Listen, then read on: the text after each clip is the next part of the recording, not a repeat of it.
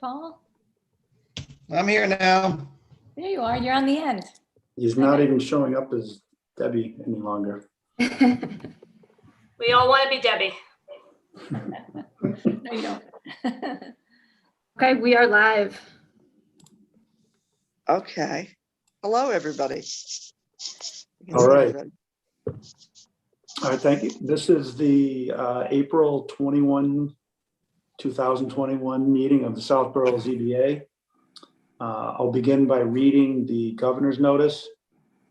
Pursuant to Governor Baker's March 12, 2020 order suspending certain provisions of the open meeting law, General Law 38, Chapter 18, and the governor's March 15, 2020 order imposing strict limitations on the number of people that may gather in one place, this meeting of the Zoning Board of Appeals will be conducted via remote participation to the greatest extent possible.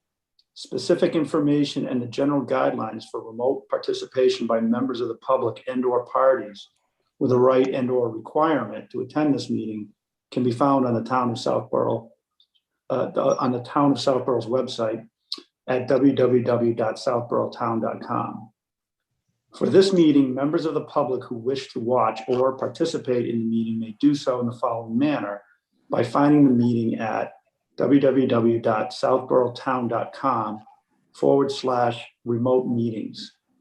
No in-person attendance of members of the public will be permitted, but every effort will be made to ensure that the public can adequately access the proceedings in real time via technological means. In the event that we are unable to do so, despite best efforts, we will post on Southborough's website an audio or video recording, transcript, or other comprehensive record of proceedings as soon as possible after the meeting. Okay. So the first item we have on the agenda tonight, we have a public hearing for 325 Turnpike Road, Ken's Foods. It is a special permit. They're seeking a special permit to allow the expansion of the existing building to exceed 50,000 square feet for the allowed and previously permitted purpose of wholesale distribution, storage, and manufacturing in the industrial park and residential A districts. Katie, do you have the whatever the Hearing notice? The hearing notice, yeah. Yes. Yep. I'll read that.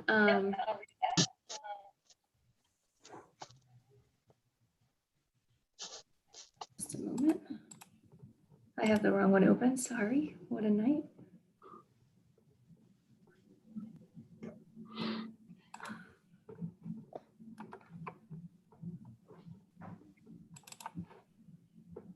The Board of Appeals of the Town of Southborough will hold a public hearing via a virtual Zoom meeting on Wednesday, April 21st, 2021 at 7 p.m. with regard to the petition of Ken's Foods, 325 Turnpike Road, Southborough, Massachusetts.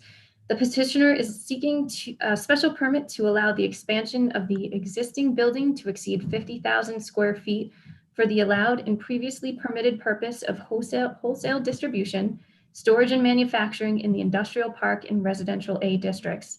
Relief is requested under section 174.9, 174.25A2, and 174.86C1. All right, thank you, Katie.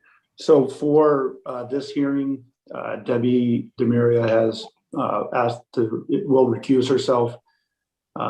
So Debbie's going to drop off as a ZBA member, and I'm nominating Doris Cahill to fill in her seat.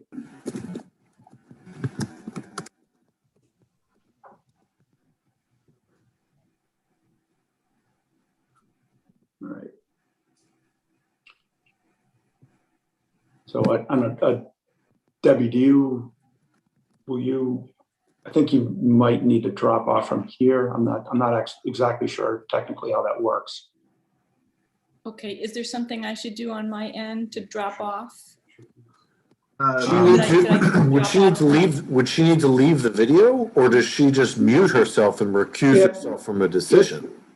I guess it's sort of a matter, if we were in the room, we'd be moving from the table to the audience. So I think maybe just muting will be okay.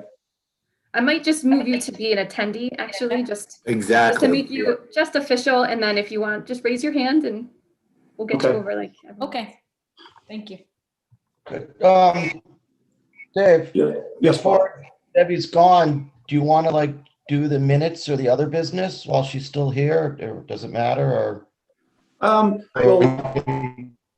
I kind of want to get this one going, Paul. So I think we can bring it back later. I think it should be All okay. right. Okay. So, yeah, I guess once you have that, Katie, do we have someone from the applicant side to present?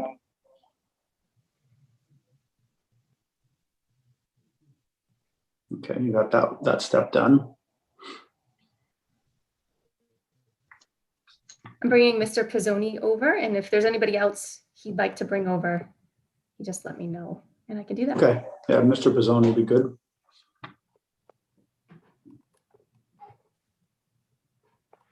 Just give me a minute. I want to make my screen a little larger so I can see everybody. Here we go. Okay, are we ready? Yes, good evening, Mr. Pizzoni. Good evening, and thanks for taking the time and putting us on your agenda this evening. This is an application by Ken's Foods regarding the property at 325 Turnpike Road, which is assessors map 26. It's for a special permit for the industrial district to have a building that exceeds 50,000 square feet. The existing building is an allowed use and it's permitted for wholesale distribution, storage, and manufacturing. The internal operations of and the external operations of the facility will remain the same. What they're looking to do is add a 62,500 square foot expansion on the east side of the building, which if you're facing the building from Route 9, it's on the right-hand side.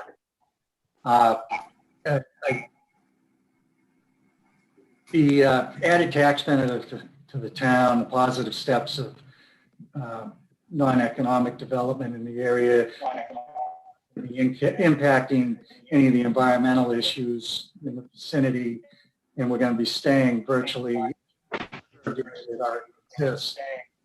The operation and the type of activity that's going on there and the visual consequences, just in the development rate, all meet the standards. I submitted a memorandum to that effect. But before we start, I probably would like to run through a quick history, because although a few of you may have been on the board when we've been before you in the last 7 years, there have been 3 different permits that have been granted. And I just kind of want to run you through that so that you know the chronology a little bit better. Can I just interrupt for 1 second? I'm sorry. I think Mr. Doty is asking to come over. Mr. Pizzoni, does that sound right? And is that okay with you? Yes, Really? please. Why don't you bring Mr. Doty over, and I believe Mr. Bourne should be on as well. You could bring him over. Jim Bourne represents Ken's Food. He's the site operations facilities manager over there. And Scott Doty is the engineer for the project. He'll walk you through the mechanical condition once we get to that. Thank you. Right? Okay, thank you. All right, so back in, well, before October 2014, this site was used by 9X for operational facilities for their operation. All their trucks and everything were going in and out of there on a regular basis. In 2014, it had been converted to utilizing the space that was there just for the distribution and storage. And in October 2014, Ken's filed an application for special permit to allow 24/7 operation at the facility. In October of that year, it was approved, and the application and the approval was very lengthy because there were issues potentially relative to noise that was being generated on the north side of the building. which is the side opposite Route 9. And the neighbors there raised a lot of issues relative to the opening of trucks, the backing up of trucks, the loading of the facilities, trucks sitting there and idling. And those neighbors were probably 100 to 100, their houses were about 100 to 150 feet from the facility. So we went through a process, we did some testing, and we found that Ken should do something to possibly address that. And we agreed to build a sound wall at great expense on that side of the building to block and hinder any sound leaving the site. After that point, I don't recall getting any notice, claims, or filings by anybody of sound noises at the facility after the site was approved. In October of 2015, Ken's came back, and although they were allowed to operate 24/7 already, they wanted to expand the footprint of the building. The building was too small, and what they were having to do was bring trucks back and forth from their Marlboro operation, which really increased the number of truck trips to and from the project. So in 2015, they brought a special permit application in to expand the footprint of the facility and turn the inside into internal automation to make it work more efficiently, so there'd be less employees at the building as well. That was approved in December of 2015. And at that time, it was determined in that decision, and that was an expansion of 145,000 square feet. So that's 3 times, almost, well, about 2.5 times what we're requesting now.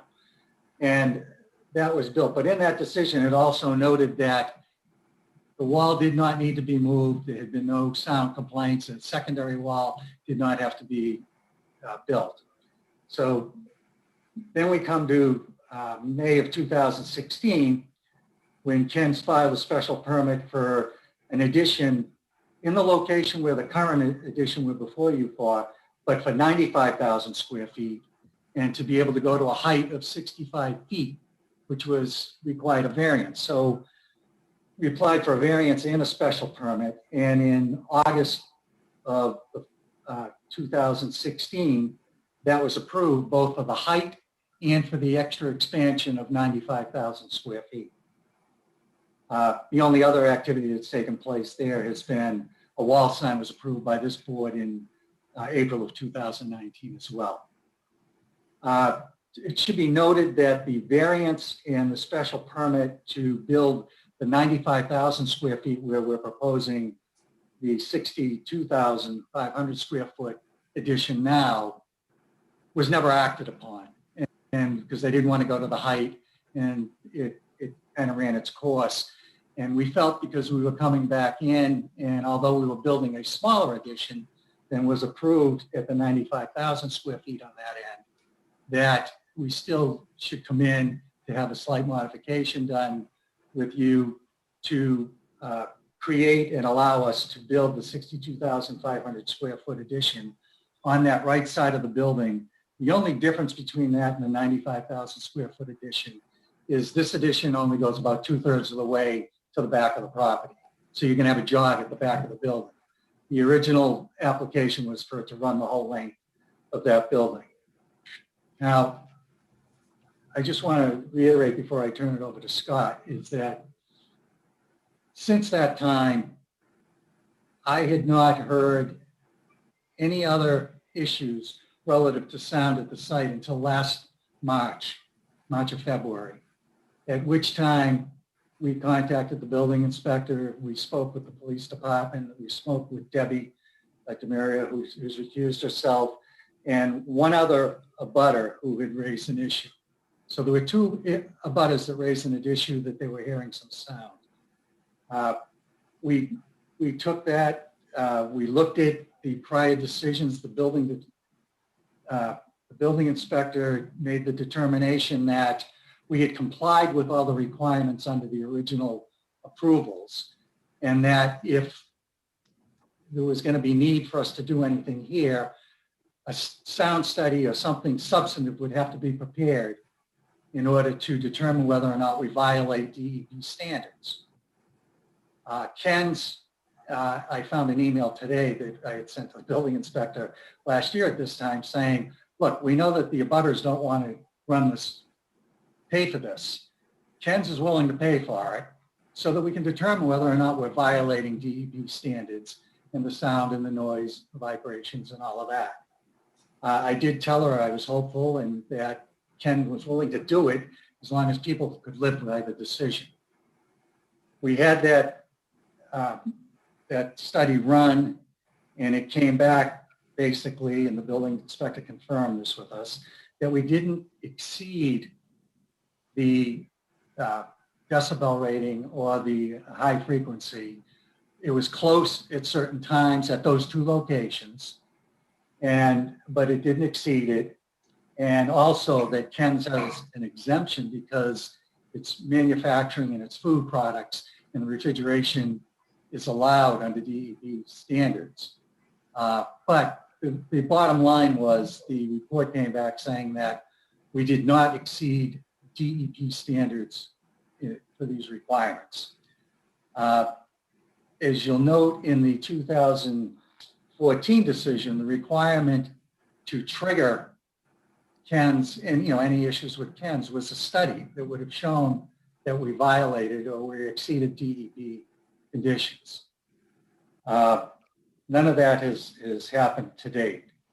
I understand that Debbie's frustrated, and I know that the other participant who raised issues on sound at the time, Chuck Hagedorn, I believe his name was, has moved since then and actually did get full price for his house. And I'm not sure the noise ever entered into it as a factor. I would point out that there were no other complaints filed with the town, with the police department, with the Board of Health, and with the building department that we're aware of other than those two people, those two locations. I took it upon myself last spring to check in with some people along Flag Road and more importantly at Eastbrook Farm Road, which is closer to the facility on the Flag Road side to Ken's facility and where the loading and unloading goes on and the trucks are parked today. And nobody over there could confirm that they were hearing any noise or that they had any, and none of them had filed any complaints.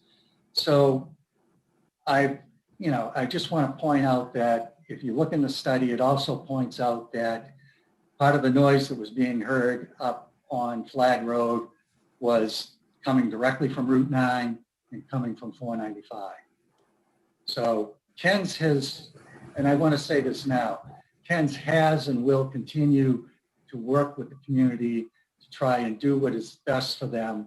They spent over $250,000 on a sound wall now that's just sitting back there with parking, people driving by it to park the workers that are in the facility, and that's it. But it has to have a reason. And if we are violating DEP standards, DEP should be brought into it. I know that Deb has looked into it, and that's great. If they come back and they say that Ken's needs to do something, we're going to have to do something. But I don't think it's the purview of this board to look at that, because all we're looking to do is an addition at this time. It's going to have no activity out on that side. And at this point, I'll turn it over to Scott so he can walk you around what's going to go on with that addition. Thank you, Bill. Katie, do you have a plan, or you want me to share my screen? What would you prefer? I'll allow you to share if that's okay. I don't have Okay. any of your documents. All right. but- I don't know. I got dual screens here. I may have to pull it over here. I don't know. Let's see what happens here. Oh no, I can grab it. Great.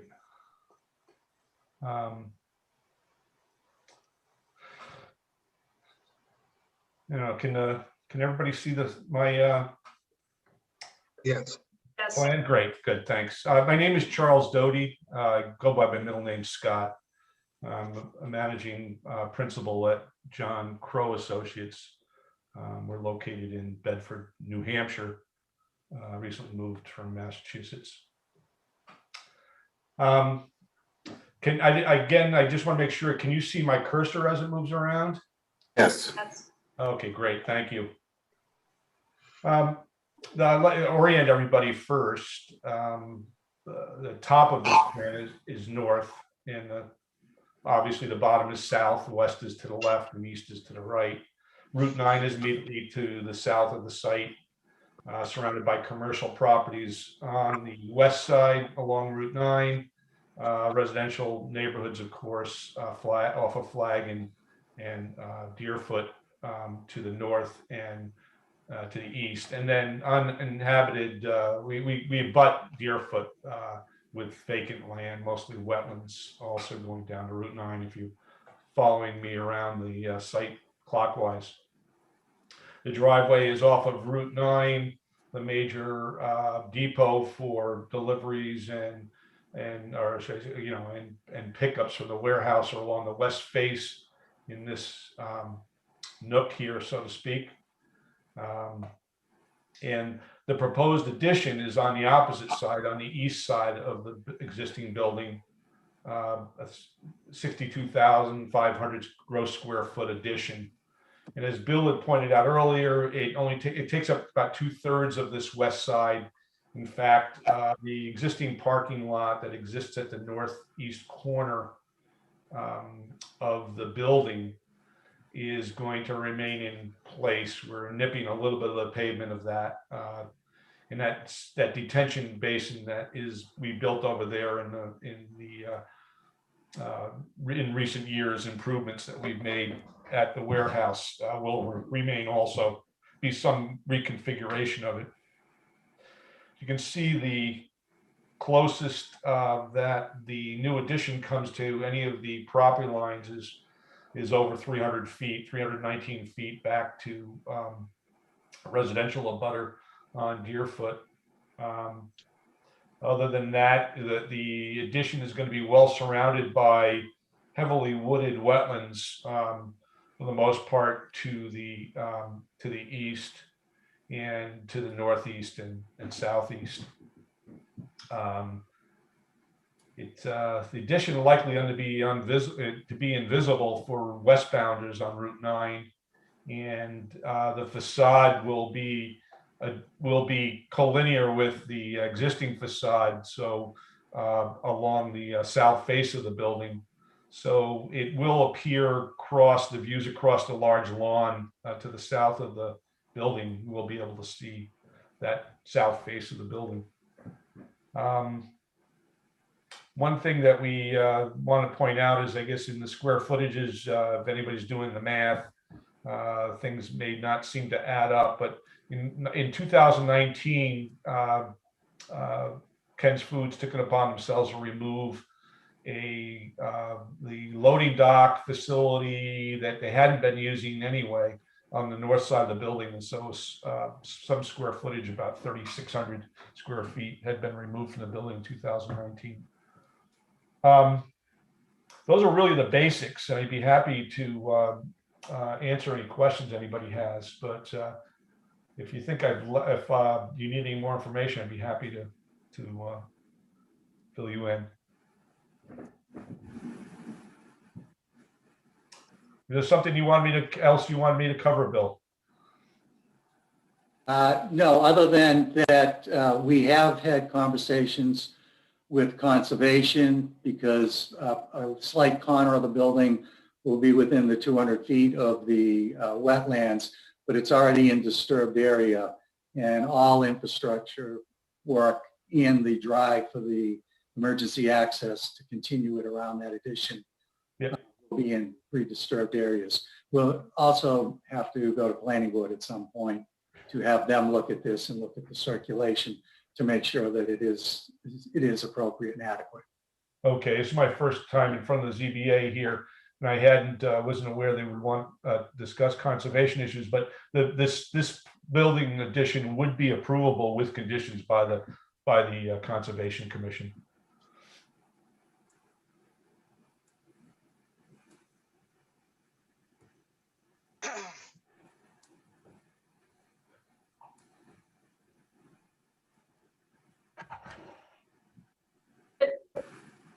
Okay.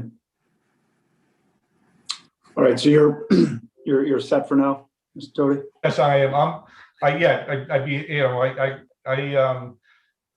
I guess I can stop the share here, so I'm not taking up everybody's screen. We can always come back to this. Yeah. There we go. Okay. Yeah, All right. I think we're set for now. I won't read in, all the reasons why we comply. I'll wait till at the end of the hearing, or you can just take my submittal as our discussion relative to that. Okay. All right. Paul, do you want to start off if you have questions for Mr. Pizzoni or Mr. Doty? Sure, I guess. Got a bunch of notes, so bear with me here a second. So, as Mr. Pizzoni, I guess, already said, that there was an expansion approved a couple of years back. I do recall that because I was sitting on the board at the time. And so, I guess my kind of general question is, how is this expansion any different, or why is it different, and why can it be smaller, or why do we not need the height that was approved at the time? The answer to that is, Paul, is that with the automation inside, we can't go any higher or any longer. We would have had to have built it at the time, and it's actually a third smaller. That's all they figured that they need, and they would be maxing out.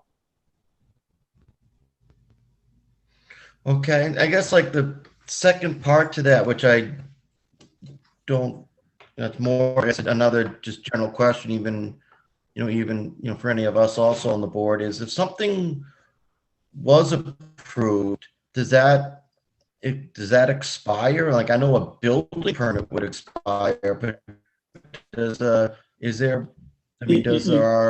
previous The variance would have expired. It's a question that I didn't want to have to pose to the building inspector at the time, because your board approved them both under the same permit the last time. So I felt it was easier to come back for a modification and to put it all out there, especially where it was smaller. Okay.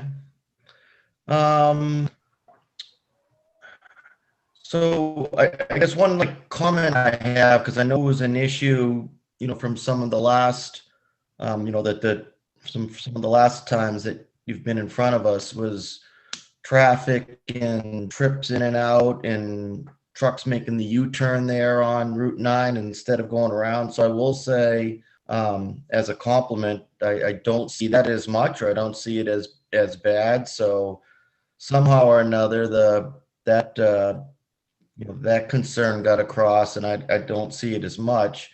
But does this expansion, I think you mentioned something about it, does this increase, will this increase traffic or trips in and out in any way that would cause, concern, or more concern than there already is? It is my understanding that it will not increase traffic flow, because by doing the expansion, cut down on some of the traffic that was coming from Ken's manufacturing plant in Marlboro. They're not going to have to come over as often as they were. And I can let Jim Bourne speak to that, since he's the logistics guy over there. So you're saying this might actually decrease trips in and out? I'd say it would be neutral. I mean, today we store today we store at the facility, and then we bring the product over as needed. Now we'll just manufacture and bring it all over at the same time. It'll be just basically a wash. Okay.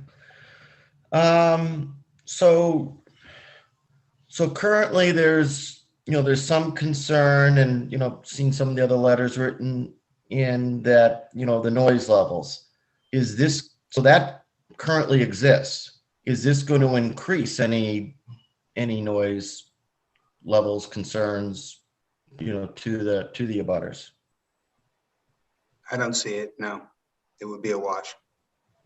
So this will have no increased or negative impact on noise, whether in frequency, timing. Like, this doesn't change more going on at night, less going on during the day? I mean, this shouldn't No, increase the noise. The current noise levels that exist will be the same yes, with or without the expansion. correct. That's correct. The thing that you need to remember, Paul, is if you look on that site, there's a very limited room for truck traffic coming in there. In fact, Ken's has to monitor it to make sure they're not lining up on the entrance coming in or out on Route 9. So you can only let so many trucks in there at a time. You can only fit so many. The bulk of the traffic comes to the facility, and it's somewhere between 60 to 90 or 100 trips a day in a full cycle. 60% of those are thereabouts are in the earlier in the morning to like 5 o'clock, I think it is, Jim, right? And then the balance of that other third, 40%, is spread over the whole rest of the evening and through the night. So it's very limited turnaround during the night and through the night. But during the day, you've got a little bit more activity, but you also have the ambient noise from Route 9, 495 during those times. You don't hear it.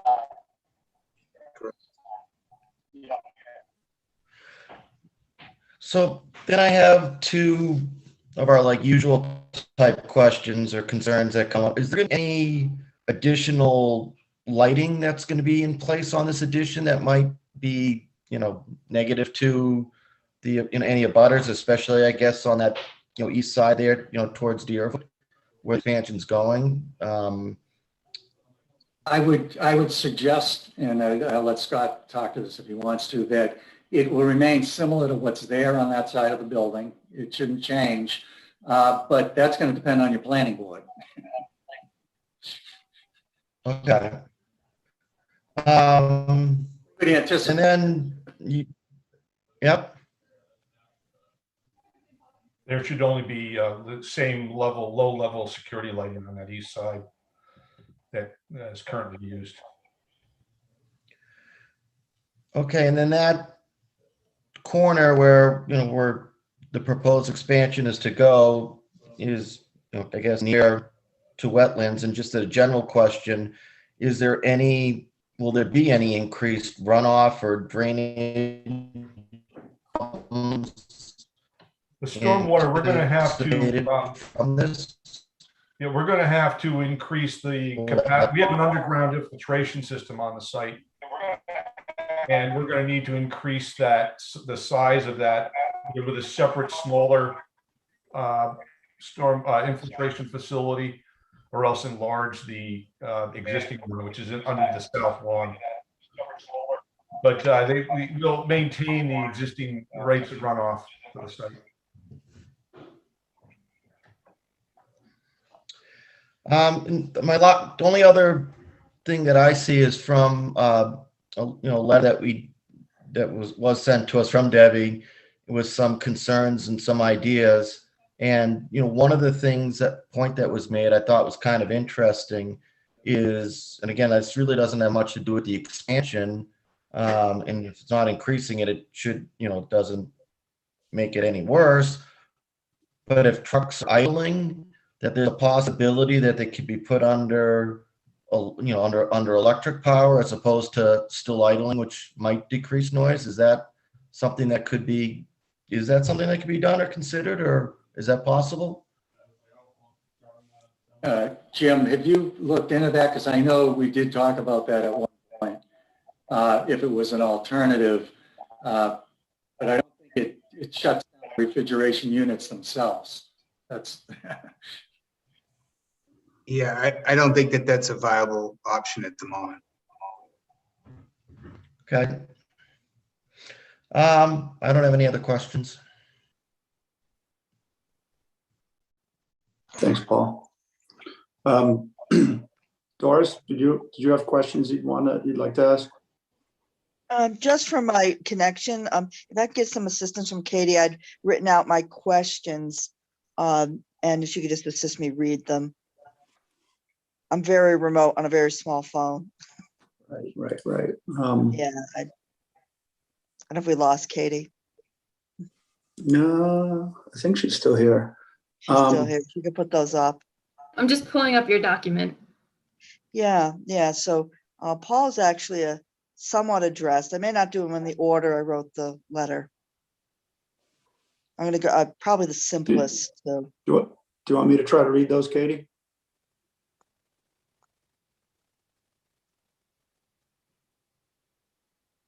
If you have them up front, I'm just pulling them up now. So So the first question from Doris is, in viewing the proposed special permit plan, I see the plan meets and exceeds the minimum setbacks from the front, rear, corner, and sides. However, on site visit, I see the new proposed building is somewhat near a pond serving the back northeast for water detention. You did say there's no impact on water and drainage with the expansion. Would representatives briefly confirm or explain further the proposed building excavation impact on ground soil? Is there no impact on the pond, and the soil will not be bulldozed to another section of wetland? So I think it's really about, is there any impact onto the wetland? yeah, and Paul's kind of addressing it, and in his question, and I think Mr. Doty started to answer it. It's the slightly different angle where they're recognizing the filtration is going to change.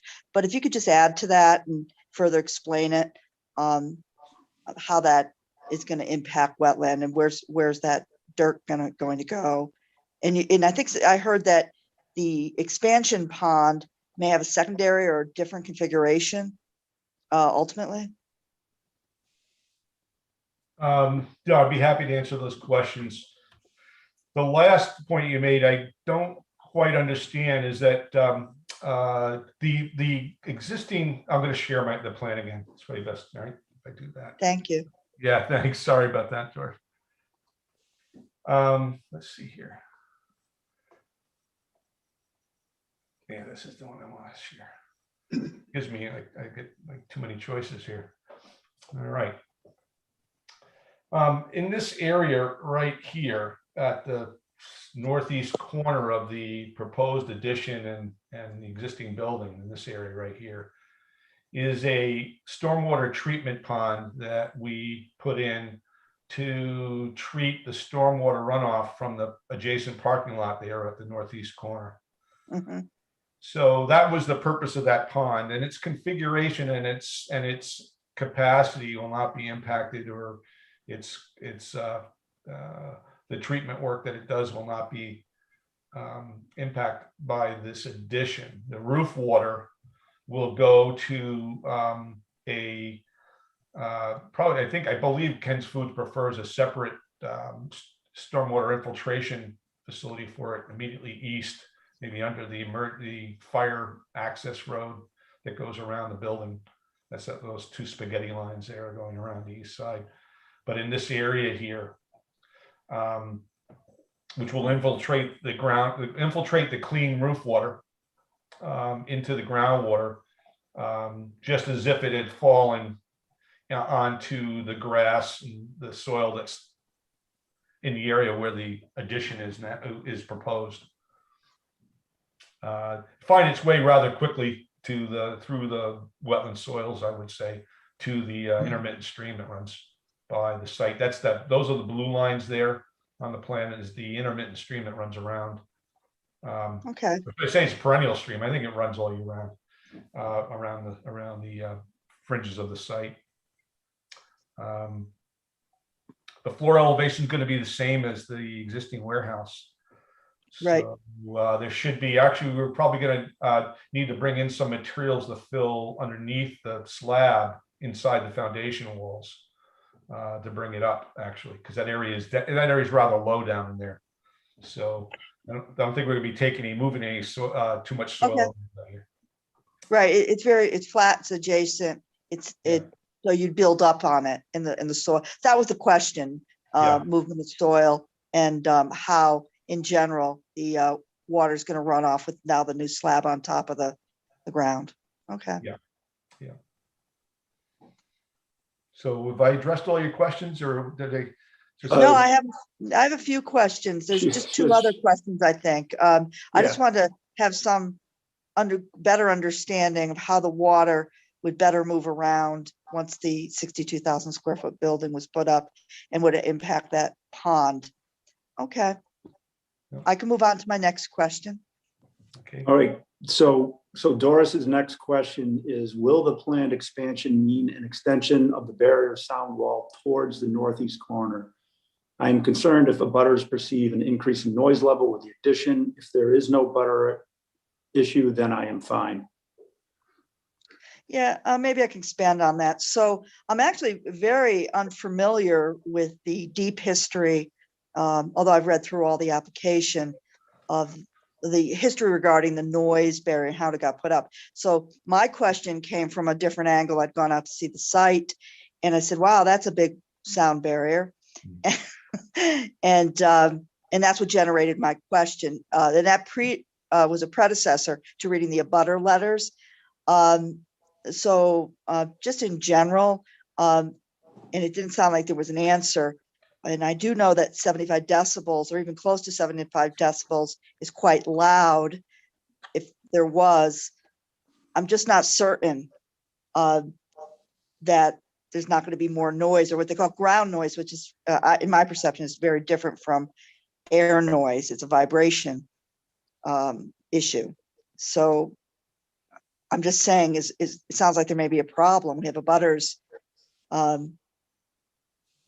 that may speak up today, besides the letters, that feel as though it's still noisy or too noisy.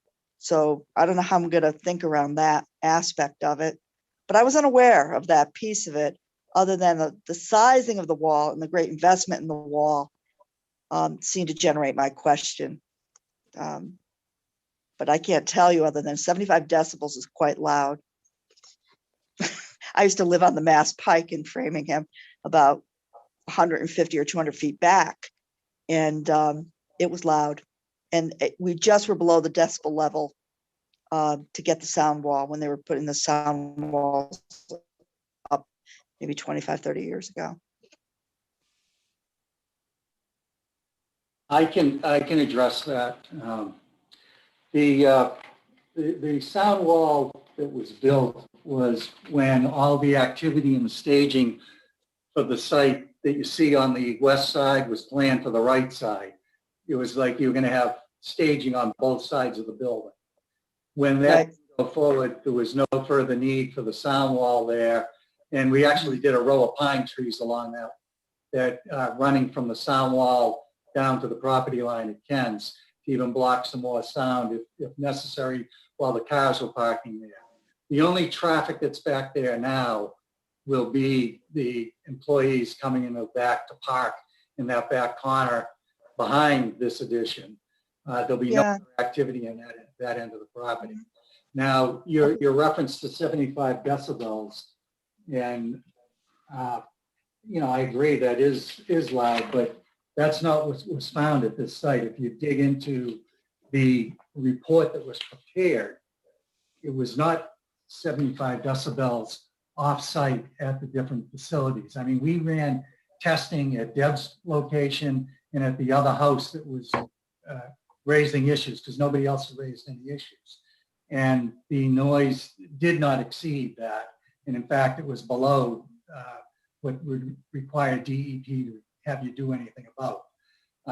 The noise complaints were coming from the west side up on Flag Road, which is approximately 2,000 feet through the woods. So and they're up on a hill. I understand that, but that's also a reason why we think some of the sound might be traveling from Route 9. Ken's isn't running away from this problem. They need to understand that. It's just that they've done one study and the study came back and said, we're okay. We did other things since then, and I think Debbie can confirm this as well. I'm just looking, hang on, I had a list of the stuff that Jim had done. Yeah, okay. Not only did we do everything that was required under that original permit with posting signs, keeping traffic off of Route 9, after this occurred, Ken's went around and they changed the flow of their trailers entering and leaving the property from the original 3-point turn scenario to a circular flow to minimize trailer noise and logistic noise. And that's on that west corner back there. The other thing they did was they took all the trailer activity, it was down in that end. They took trailer storage on the west side of the facility, and they placed it along the property line. So there were empty trailers sitting there to block sound leaving the site. They also replaced the parking of the tractors so that they're not close to the roadway. So Ken's has been taking this very seriously. They're trying to do what they can. And, you know, if it was a fix that wasn't $500,000 with a new sound wall or something, they'd probably be willing to do it. But under DEP standards, they're not required to. They're willing to continue to look at this to see what they can do, but we're not sure what the issue is going to be. And Deb can reinforce this. I called her before this meeting back in March and before we filed to let her know we were going to be filing. And I had asked if there had been, you know, continued issues since last spring. And she told me that it was limited until probably December, January. Then it became a little bit more noticeable, or maybe a lot more noticeable. Right. Okay. So no, I'm getting a very thorough understanding of what the issue is, and just a sort of a follow-up question to that. And I may be getting over my head here, but possibly not. In the vibration aspect of the manufacturing plant, and one of my concerns actually on the Ken aspect is the vibrations. Is it really is it just solely the trucks, or and I have never been inside the facilities, the vibration coming, has there been a look at putting, what do they call vibration equipment to mitigate what rumbles through the ground? I've seen like roof vibration systems, because ultimately it could not just be the trucks. I'll turn to Jim for that, but I've been inside the facility and it's not that loud inside of it. It's actually pretty controlled. Yeah. I hear you. But on like some HVACs, because the vibration. Yeah. If somebody else can address this. Yeah, I can address it. Sure. When we were doing the sound studies with the neighbors on Flag, we identified that the noise was from refrigeration units of the tractor trailers. So it wasn't necessarily the building, it was from that. So what we did was we positioned all of our trailers that have refrigeration units across from the bay doors, and we took them out of any storage on the backside closest to the property in the wetlands. That was what we could do just based on what we had, with the feedback we had gotten, but the noise is coming from the refrigerator. Okay. All right. David, I want to keep moving the meeting along. I had one other smaller question, and I think it's my third and only other question, and had to regarding one of the conditions on the previously approved permit. Yeah. I really appreciate the help. Yeah, there's, do you want me to read the whole thing, Doris? Oh, maybe not. Maybe not. So I'm going to get to the gist of it there, and please correct me because I have got such a small phone. That's okay. When there was a special permit approval, there was a condition written to the effect, and that's what that comment goes into, that generally says that the trucks will, with communication to the drivers, avoid the side roads, and specifically turnabouts and on the side roads off Route 9. And I think they actually cite Middle Road. Cited Middle Road, yep. Yeah, I cited Middle Road, and I think that was also cited in that time of that special permit approval. So unfortunately, I'm driving to go see the site, and I happen to miss the Route 9 exit. I went around Vickery Road to come up Middle Road, the backside, to eventually do the turnabout. So there's quite a bit in the condition letter that says how you're supposed to turn about Route 9. And unfortunately, I ran into a Ken's food truck that blocked the road. So I just want some assurances or some better understanding that maybe it was just, I was fortunate to see the truck on the side road blocking down Middle Road. I don't know if that's working. And those kinds of issues do concern me, that if a condition is listed, it's only natural to go back and possibly revisit it and make it more enforceable or a better condition, that the trucks would meet the condition and not be on the side roads. Yeah, I can tell you that they took a very aggressive stance on that when the special permit was issued.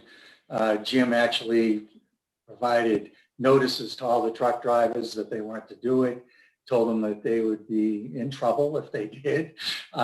We monitored it through the police department and with the building inspector's office, and it seemed to be working very effectively.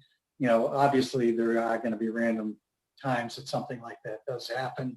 I suggest to Jim that, you know, we can revisit looking at that to make sure that, you know, any offsite traffic is run the way it's supposed to be. There's been no backup on Route 9 any longer. You know, they're not stacked in the driveway coming in. So Ken took it very seriously, because it's a potential issue, not only for them, but for their drivers and for the town. Yeah, it's an issue, and for many reasons besides safety, security, to be off Route 9. It's also wear and tear on the roads that aren't really built to have 18-wheelers on them. So yeah, it's just raising it. I don't know personally if it's a day-to-day, and if there's only the neighbors would, and I don't know if we have a neighbor joining that's having issue. I didn't see that in the letters or feedback for the meeting tonight.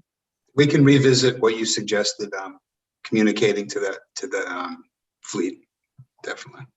Great. Jim, correct me if I'm wrong, but don't the truck drivers need to use the Middle Road exchange, however, to change directions to get back westbound on Route 9 when they're coming from Marlboro? They're not getting on the local part of it, but they need to use the cloverleaf there by the state highway. Yes, they should. Yeah. We can enforce that. Okay. Anything else, Doris? No, those are my questions, and you know, someone else can go Okay. next. Okay, So, thanks. Okay, thank you, Doris. Thank you, David. I know that Jamie, you need to leave at 8:30. You are an alternate, and as you noted, you don't have a vote, but you can certainly ask questions. Would you like to ask something now? I would. I just have two, I think, simple questions. My first is that I did read Deb's and number 24 flags, their complaints, which I understood and I appreciate. I think the attorney was saying that they haven't had any other complaints, but when I was looking at the property, it seems like with this new building, which is going to be closer to Deerfoot, Clifford, and really Orchard, I'm seeing just in the attendees tonight that might be an issue that's coming up. I think the new proposition of the new building is actually going to affect more Orchard in that area, the way that the property backs up in Deerfoot and Clifford. So it'll be interesting to hear any concerns that those abutters have. Also taking into effect, of course, what Deb has put forward. So I just wanted to make that comment. And then I also want to ask, I had a specific question. It was a little bit confusing to me. I wrote it down. Good, forget. In the actual permit. And it was, the visual consequences section. So there was a section on visual consequences, and it said there would be no substantive impact, but then it also said architectural masking to soften exterior. So that was just a bit confusing to me to say there's no impact, but then say we're also going to have architectural masking to soften exterior. Maybe I don't understand that, but I didn't know if that could be addressed. Sure. Two things. First of all, what we're building is we're building a shell on the back side there. Yeah. There's not going to be any doors. There's not going to be any access. There's not going to be any trucks. There's not going to be any activity other than what's there today with cars parking for people to get into the building that work there, which is only a handful a day. Okay, so there's going to be no real activity, noise, or function out in that northeast corner, okay, once that building's up, because it's just going to be closed walls surrounding it. Now, talking about it, so there'll be no further impact to Orchard or any of the others, because there's no truck traffic going back there and around any longer. It's just automobiles going to park to go to work, and that's only a couple times a day. The other question that you raised relative to massing is if you look on the front side, the stripe that Ken's has on it, they'll carry that around the side to make it look like the wall's broken up. It's really to keep the visual aspect of it the same as the rest of the building. If you were standing at the veterinary facility, down into the facility now, it's going to look just like that, only there's going to be a jog in the building at that side. And it's going to be the same exact height and same color. So it's really not going to, the optics aren't going to change virtually at all other than the jog. Okay, and just so I understand, where the employees are parking, that is where they currently park? That's where they currently park, and they're going to continue to park, yeah. Okay. Yeah, there's no truck traffic back there. It stops at the front left entrance down there. Okay, those are my two questions. Thank you. Thank you. Thank you. Thanks, Jamie. Mike Robbins, do you have some questions? I do. And so, looking at the bylaws, section 174, section 9, special permits, and again, shall not be public safety and shall not be substantially detrimental or offensive to the neighborhood or destructive of property values. And then I'm looking at Bill's memorandum, and in that section 3, speaking to shall not be substantially detrimental, they propose their argument that this is not an additional substantial noises, vibration, smoke, gas, fumes, dust, or other objectionable features. Past and present steps to mitigate present and future perceived issues. Well, sounds a little bit more than perceived. Have been substantial in its attempt to mitigate substantive issues raised by the abutters and or the town. What I'm looking for is a little bit more meat on shall continue to attempt to mitigate. So what we're doing is with respect to the special permit, is this addition going to be substantially detrimental to the neighborhood? I hear the argument that this isn't going to add to noise with respect to trucks, so it's not going to be adding to that theoretically. But I also I want to hear from the petitioners specifically about its attempts to mitigate these issues going forward. So I hear a lot of we're working. I hear a lot of it's not going to do anything, but to me, it's if we're here for a special permit for an addition to issues that are clearly being raised, I'm just trying to see if there's any more meat on this bone with respect to what's going to be done to what I would consider to be actual noise issues to abutters. So that's where I'm looking at right now. Okay, Michael, I mean, we had looked at the potential to maybe put a tree line or something along that side, but we tried it with the trailers themselves first. So we lined up trailers all along that side, and it didn't seem to impact it. It's as if the sound, by the time it gets to up on that section of Flag Road where Debbie is, it's at such a height, even the sound wall probably isn't going to take care of it. I'm not sure there's much of anything that we can do. Maybe there's mufflers or something we could try to put on some of the trucks. but these aren't all Ken's trucks. That's the problem that we have. Some of these trucks are subcontracted out.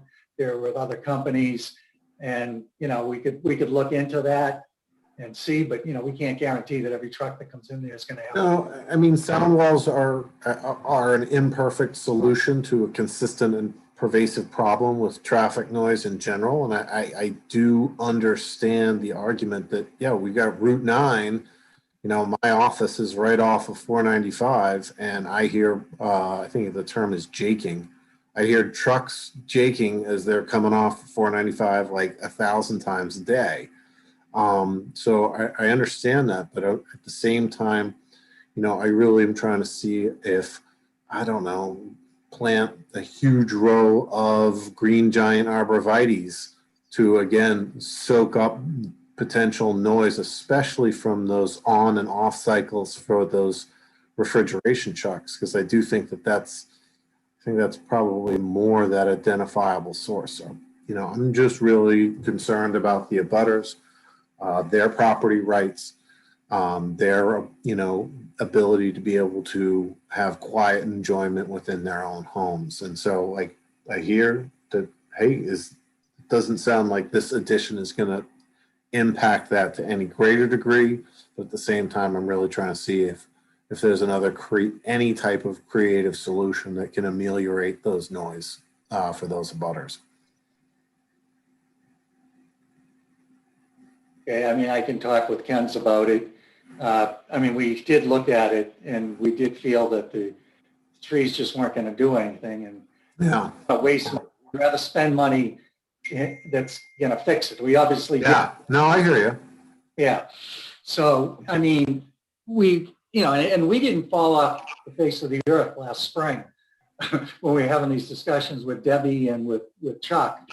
We were still available. We were still trying to remain in contact, but we didn't hear anything back. So we actually thought that the situation resolved itself. It was only when I reached out to her recently that I found out that it had reappeared in the winter months, which, I can see that maybe it would be exasperated in the winter because there's no foliage. Correct. Yeah. That's why I'm thinking like evergreens or arborvitae, something like that, but I don't know. It's something that, I'm sure they would consider. I'm just trying to visualize in my head what's along that back wall. Jim, do you want to? I am too, yeah. You're talking about on the side, on the west side? Yeah, Orchard, Flag, and then, really where we feel like what I'm seeing in the commentary is where more of that sound is being affected. Yeah, it's pretty much a wetland, pretty sizable. That's what my recollection was. Yeah.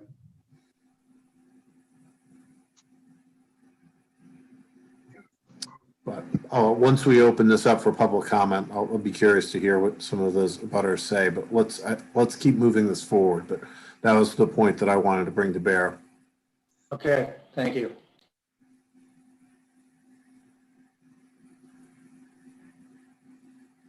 Is that it for you, Mike? It is. Okay. Craig, did you have questions? Yeah. So when you got the original permit back in 2014 or whenever it was, it sounds as if the truck operation was on that eastern side of the building, and as part of your sound mitigation, you put up the sound wall at that time to help address the functioning on the east side of the building. Is that correct? No. Most of the truck traffic in the bays were in the location where they are today. There was a bay on the back side of Scott. Yeah, if you put that up, you see the area where he said they removed that section. Mm-hmm. Yeah. Yes. That's where there was a bay. There was a bay there as well that was active, that was exasperating all the people on Orchard. Okay. Traffic. Trucks were coming in the back. They were going back there. They were turning around. There was a lot of activity going on there. And we, after lots of hearings, agreed that we would move everything to that western side. So we closed that dock and moved it to the western side. So that's the only other thing we've added over there, is the traffic that was going there is on the west side now. So there's less noise in the back, actually.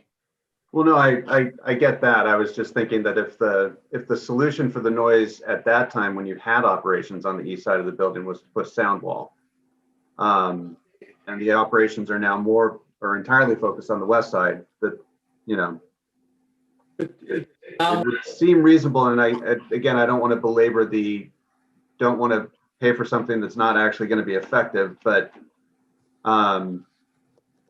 you know, I think you tried lining up the trailers. That wasn't effective. Trailers aren't exactly, you know, sound absorbing, Right. other than a buffer. So, you know, I think there is something that could be looked at more seriously there. Yeah, I'll tell you, Craig, the sound wall worked on the back because of the distance between where the activity was and where the wall was located. It was a matter of, you know, 30 feet, 40 feet.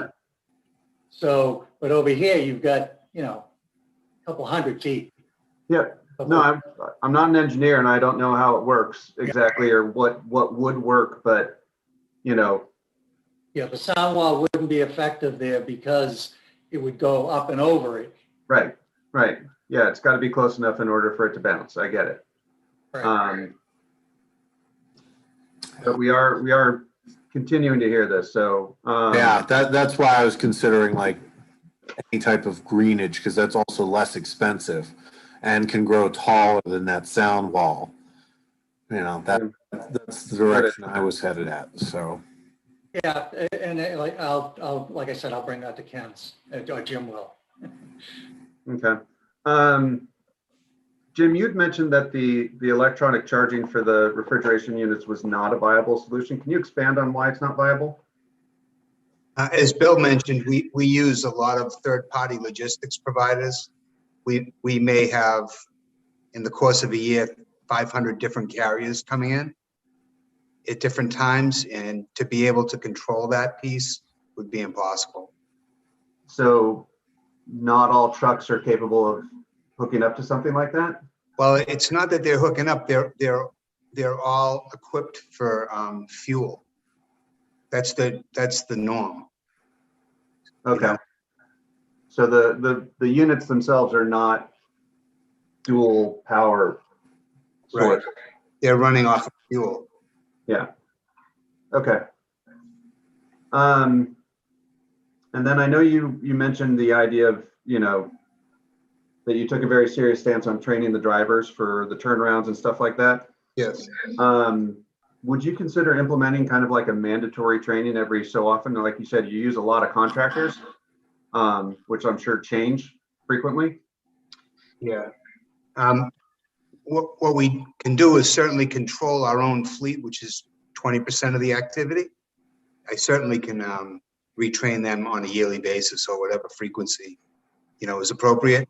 And we can send out, like we currently do, a notice with all of the, you know, when we schedule a carrier to come in and take care of our product, there's a reminder about following the rules. So we could certainly continue that. Okay. Yep.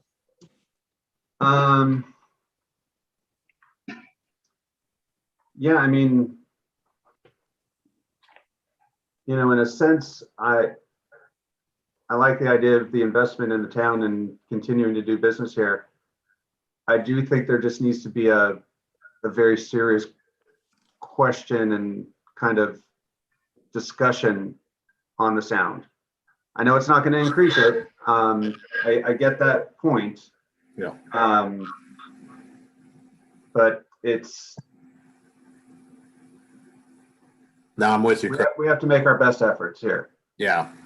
And then this isn't tied to you. Dave, I'm gonna maybe step over the line on your role here, but when we first started this thing, there were people from the audience were putting comments in the chat. I want to make sure they understand that those aren't official comments to us.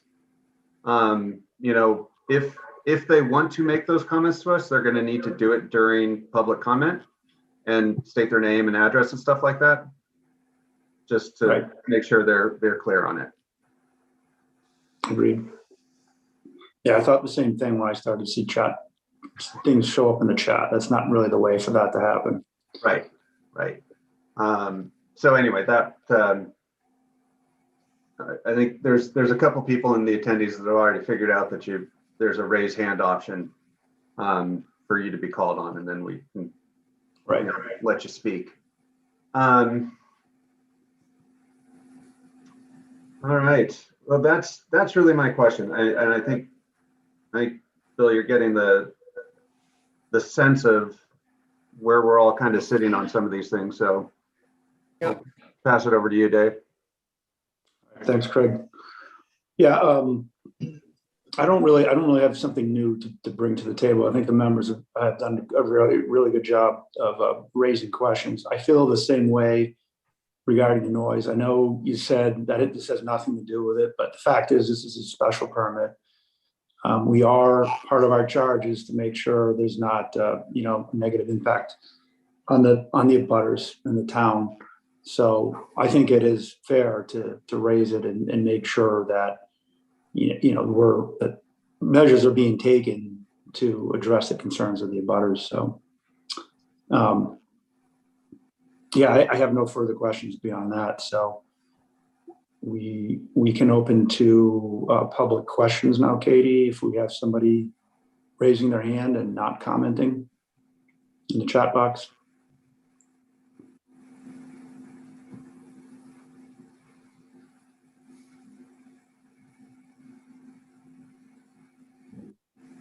Heather, it looks like Heather Alker, it looks like you're able to.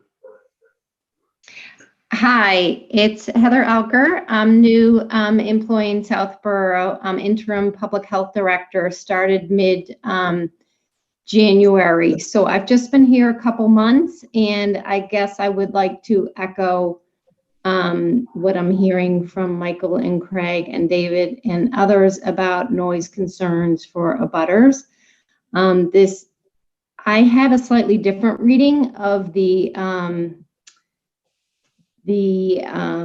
sound study that was done in May 2020. And I guess that would be my main questions about what I heard here tonight was discussion of the final review of Table 2 and how this did not meet noise source per DEP because there's not an increase in sound level by more than 10 decibel above ambient. But at the same time, in the earlier section below Table 1, there's a paragraph that reads, the interpretation of these results is that the 63 hertz sound from the parking lot is likely audible at times at the residential sites. But other non-parking lot sources may also be contributing, such as vehicular traffic from Route 9 and I-495. These types of low frequency sources can be more audible at night when overall ambient noise level drops. The 63 hertz sound level at 58 flag is above 70 decibel for extended periods of time, which is relatively high for a residential area. So that presents concern to me about noise in that neighborhood, and there are health effects of noise. And I think that with this study being done in May 2020, in the height of pandemic closures for businesses and schools, I don't see that there was likely a lot of vehicular traffic noise on Route 9 and 495. Obviously, there was some, but clearly a lot less. On a side note, I feel like the pandemic's over because the traffic is back to where it was pre-pandemic. But anyway, so I have concerns about 70 decibels for extended periods of time. I believe 75 decibels is like a vacuum cleaner. And also from this site, I was sent videos. There is a vibration component to as well, another thing that can impact health. So here at the Board of Health, we're definitely taking this up and going to look at this information. And it sounds like we will be, working with folks in the town and speaking with folks at Ken's about this.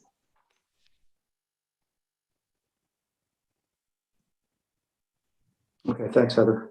Thank you, Heather.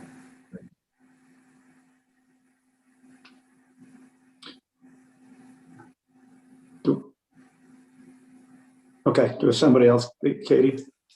Paul last? Yep, we have a bunch of hands. I'm just going to go down the row. Okay, Here we go. just please make sure you state your name and your address before speaking.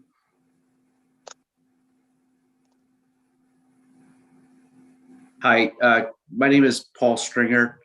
I'm a resident on 19 Orchard behind Ken's, and just first want to thank everybody for the comments. I think we share them in terms of concern about the noise, and definitely heard Ken's response and appreciate past efforts. I would just want to say one of the earlier comments about there haven't been new complaints. I would say I wouldn't mistake that for that there is no longer a noise problem. I think people have just stopped complaining because it is what it is at this point. So we would definitely not want to see anything that happens that makes it worse over time. Would also share the comment about the sound study being done in the middle of the pandemic when there was lower levels of traffic is certainly something that I think should be considered as well. So I guess my main concern, living here is that the effect of property values. You can look at this neighborhood and the property value since this neighborhood was built. It's about a dozen homes, average price is around $1 million. Almost none of them have ever made money in sale. And I think you have to stop and ask yourself why. Certainly, being in close proximity to a large warehousing facility could be something that would impact us negatively. And that should be considered as well. Okay. So no real question, I guess. Just want to make sure that it's known that just because there aren't complaints doesn't mean that we can't hear the noise from the facility. Okay. Very good. Good. Thank you. Thank you, Paul.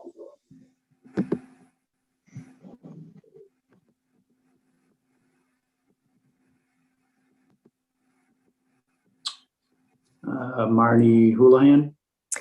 Hi, yes, this is Marnie Houlihan. So I am presenting as a resident on 26 Clifford Road, but I am also a planning board member. So I did want to speak to that lighting comment that came up earlier, recognizing that lighting would be part of our domain territory. Just as an FYI, we have a new illumination bylaw that we will be putting forth in the May town meeting, which is really to embrace the Dark Skies Initiative and to upgrade to the new technical standards associated with lighting.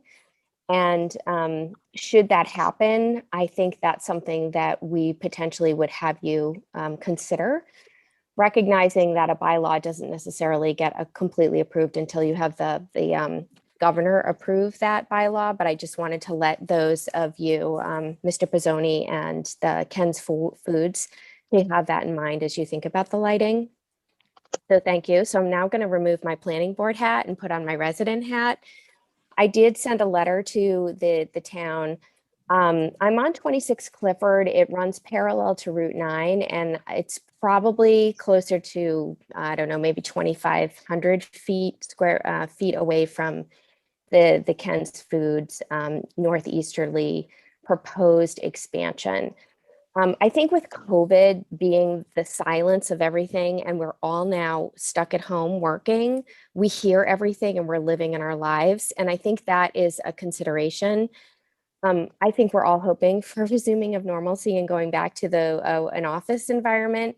But until that happens, I think we are very conscientious of what is the noise that occurs. So I do evening walks and I do hear the evening noise. I think, Mr. Bourne, you made the comment that it's the trucks that you are not necessarily in control of. They're contractor trucks that have these kind of refrigerator units that are creating that rumbling noise. I want to I don't know if that's something that can be controlled. If there's any sort of mitigation, I think that would be really optimal. It's not entirely clear from the presentation tonight that what the expansion is for. What I did hear is that it is not for increased traffic or truck traffic. That would be neutral, and we wouldn't have the trucks coming to the northeasterly side. In my letter to the zoning board, I had asked for consideration of the original conditioning permit and that for sound to be managed. And I don't feel that based on the neighbor feedback that has been done. And so my request is, as you think about a special permit, to make sure that the conditions are met from the original permit. And I think Doris, you were amazing in some of your questions. Jamie, you raised additional questions. Mike and Craig, just around what are optimal sound protection barriers. And if it's not a sound wall, I'm not a sound expert, but if there are mitigation strategies that can be enforced, I support business in our town, and I would like to embrace Ken's ability to use this warehousing facility and to leverage the warehouse in this expansion in order to become a more effective and efficient operation. I understand this is not for manufacturing, it's really for warehousing. And I think if you do choose to do this ZBA, to please just respect the request of this concern around the low rumbling noises. I think what I've heard from the residents specifically of the sound, the low rumbling sound, and the fact that they can feel it in their chests, that's disturbing.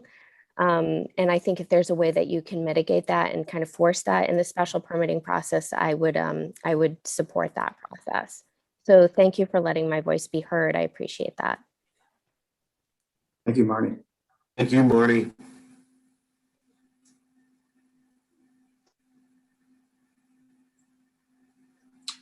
Andrew Dennington. Hello, everyone. Can you hear me? Yes, we can. Okay, Andrew Dennington, 10 Carolyn Terrace. It's good to see a bunch of you who I used to be on the board with. And I just want to echo something that I think both Bill and Paul said. Of the three hearings, I think I was on the board in the last two of them, but the first one was definitely the most significant one. I was just an alternate at the time. I think Paul spoke to how he was on the board. And it now was, Bill gave the date probably more than 5 or 6 years ago, but that was a hearing where there was, the ZBA gave a lot of attention to the abutter concerns about noise. And it was a pretty lengthy hearing in terms of it went over several different nights. And it sounds like in terms of your decision making, you're also giving serious consideration to the abutter concerns that are raised. And I think that's probably the right thing to do. And I appreciate that, Ken's has been able to work productively with the town. And I hope that dialogue can continue with respect to this application. Thank you. Thank you, Andrew.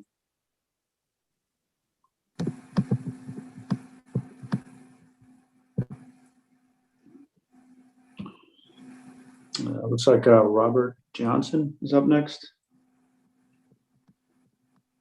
Hi, my name is Robert Johnson. I am at 14 Orchard Road, relatively new to the community, moved in last summer. And I don't want to repeat what people have already said, but I do concur about the idea of the noise associated or lack thereof, because we are in a COVID world. We do hear the noise. We have not complained yet. We're getting ready to. And then oddly enough, this came up. So I think, and I am a pro-business person, I think whatever is done, I think making sure that we put as many stipulations as possible on any expansion or growth that controls noise and lighting and the vibrations. I think the vibrations are something that we have to try and figure out a way to mitigate, if at all possible.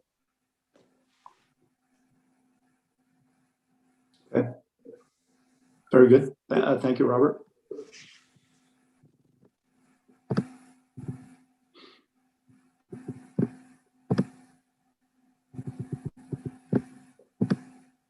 Okay, now we have Kevin Farrington. Hi, yes, Kevin Farrington, 58 Flag Road. We actually submitted the letter that was probably the source of a lot of the noise discussion tonight. I just wanted to follow up on a couple of things regarding the effectiveness of sound barriers. Not sure I can really speak to that very, clearly, but what I can tell you is that in January and late January and early February, it looked like Ken's had plowed a large pile of snow on the western edge of the parking lot. And we enjoyed a few weeks of blissful quiet before, as the snow melted, the noise returned. The noise will come in through closed windows and doors. You feel it in your chest, you feel it in your teeth. It's not pleasant. And it goes on for hours and hours, overnight, 5 a.m. And the strange part is it's completely quiet during the day. So business hours. So it sounds almost to me like Ken's doesn't want to endure it, but they let the neighbors endure it in the evening. And I don't know if that's fair or not, but that's what it feels like after 18 months of this going on. Regarding electrified parking spaces, other states have been requiring hybrid refrigeration units. California has carb emissions requirements which require that. These have been in place for over 10 years now. I'm sure a large percentage of the refrigerated units on the road today now need to conform to that, given the nature of commerce and crossing state lines. So that's pretty much all I had. Thank you. Okay, thank you, Kevin.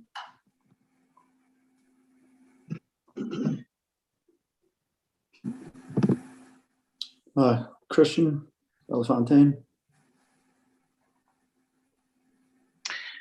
Christian Bellefontaine, 12 Orchard Road. Fortunately, I don't have the same conditions that Kevin has. It's certainly not that severe on Orchard, but it's certainly, I echo Robert's comments that I also was getting. It's been pretty good for a while, but this past winter, it just seems like, and maybe it is because I'm home during the day now because of COVID, where I never was before, and you really can notice during the day the trucks and the the refrigeration trucks, and that seems constant. And so first, a couple comments. Just one, I know that I know that Ken's done a lot of things like removing the northern facing, which made a tremendous difference, at least for the Orchard Road residents. And so, I applaud them for the efforts that they've done so far, and I know it seems like they're willing to try and make improvements. So I applaud that. And I'm supportive of them being able, bring more business and expand if they can. But I hope that they can look at all of the potentials of continuing that improvements. I appreciate the suggestion that was made by one of the committee members of, giant arborvitaes surrounding the property.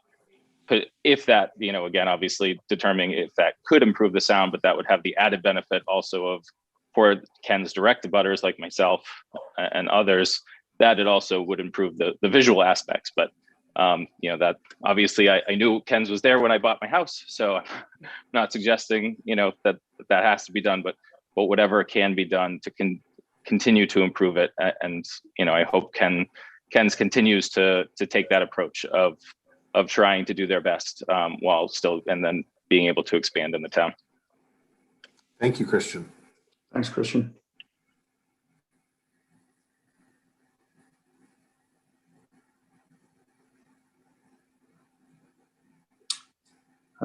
Debbie DeMaria. Hi, everybody. Can you hear me? Yes. Hi, Debbie DeMaria, 58 Flag Road, and I'm a ZBA member, and today I'm speaking as a member of the public. A lot has already been said, but I did want to add a couple of things, and I do appreciate the board and Ken's for taking this matter very seriously. I want to go back to the 2014 findings and decisions.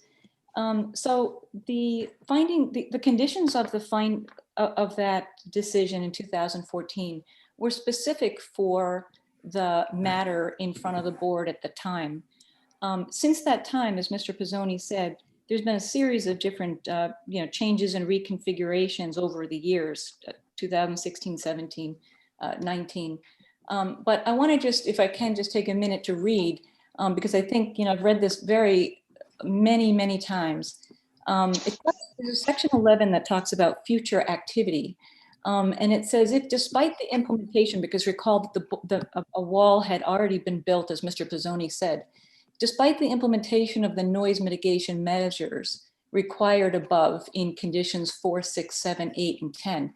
By the way, it excludes truck rumbling. And we know that there is truck idling because one of the reports from the police was that there were trucks idling. So that is illegal under Mass General Law. So this talks about future activity, except for the illegal activity. But it does say that after the date of 6 months, as Mr. Pizzoni said, following the filing of the decision, it goes on, it's determined by the building inspector, the board, or any applicable state agency in response to a request by any party in interest in presentation of substantive evidence, which may include but shall not be limited to, and goes on to describe Mass DEP standards. So first of all, this is a 2014 condition on that particular matter that was before the board at that moment. It has lived through all these years, and it's probably been pretty good all these years. I think where things have fallen short is we're still holding ourselves to this particular condition, but we've never updated, the board has never updated the conditions over the years. This condition, by the way, was put in place before the 24/7 and before the reconfiguration of the parking lot. So although the board today is considering a new cage that will be put on the easterly side, that the matter before you has to do with the whole plan, and there's no any kind of a I guess mitigation for what's happened on the west side. So the neighbors have described on Orchard that there was a sound wall put in place. This particular condition has to do with the sound testing that needs to be done to for a second sound wall to be put in place on the east side. This is not the condition that we need to meet in order to put any kind of mitigation in place for the west side. So I think, I don't agree with Mr. Pizzoni. I think that the sound is very loud. I think we know it's coming from Ken's. It was already mentioned that we were under the governor's shutdown. And in fact, Mr. Pizzoni stood in my yard on May 9th or 20th or something like that when the test was ongoing. And it was very, very quiet. And I said to him, Bill, if it could just be like this all the time, because there was literally no cars on Route 9. So a couple of different things that I just wanted to add is I did call the Mass DEP. And this is not a perfect test. And so I don't want to be held to a perfect standard. The test that was not done correctly. It was supposed to have been done at the parking, at the edge of Ken's property. Instead, it was done very, very close, I think 25 meters from the source of the noise. And had some other, faults to it. But this is what we have. Ambient wasn't measured. That should have been done. That's required actually for the test. But it was during the governor's shutdown, and so there wasn't much noise. So what I feel is this is really fit for purpose. It doesn't matter to me that I fall 3 decibels short or something like this. This is an incredible amount of noise that's coming from Ken's to my house. And there has been a lot of discussion about maybe it's not Ken's, maybe it's Route 9, maybe it's another location. But the police have gone out twice. And in that time, one time they found truck rumbling, which is illegal idling, and nothing was done about it. And the second time they found the compressors. So we're asking even a couple of things is to please put up a sound barrier on the west side for us, and to please put in some electrified parking spaces. I also mentioned this personally to Mr. Pizzoni while he was at my house. I really think Ken's can be a leader in this. We know that, as my husband said, California requires this. Even if we can reduce the noise from the compressors 20%, that makes a huge impact to the neighbors. So I just want to thank everybody for taking this very seriously. I wanted to mention one more thing. The distance from Ken's on Google Maps, I don't actually know which corner, but it's about 1,800 feet to my home. The new construction that Ken's is proposing today is 2,100 feet to Neary School. So I believe that there will be no building. I'm not sure if any noise is heard at Neary School right now, but being as the building will not be sort of in the way of the noise because the cage will be there.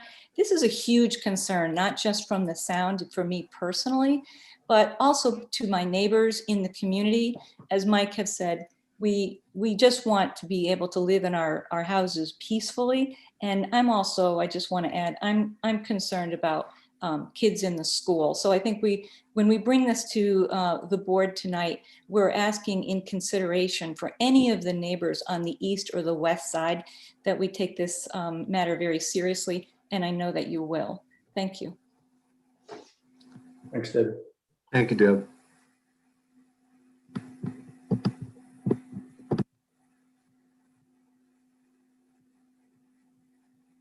Okay, Michael Moorhead.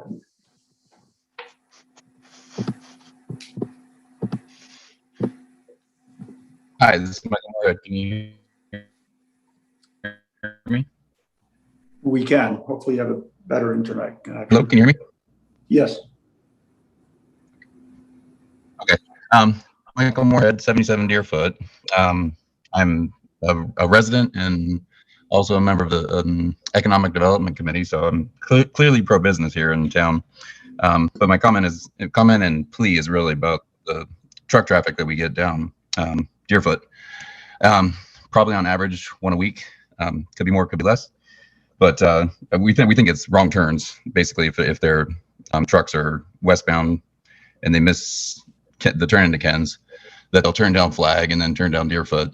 And so we do get quite frequently semis coming up the road on Deerfoot, and that's really our biggest concern. So it's less about the proposed addition and more the ongoing activity with the trucks in the neighborhood. Okay. That's it. All right, thank you. Yep, I totally understand that one. Yep, 100%.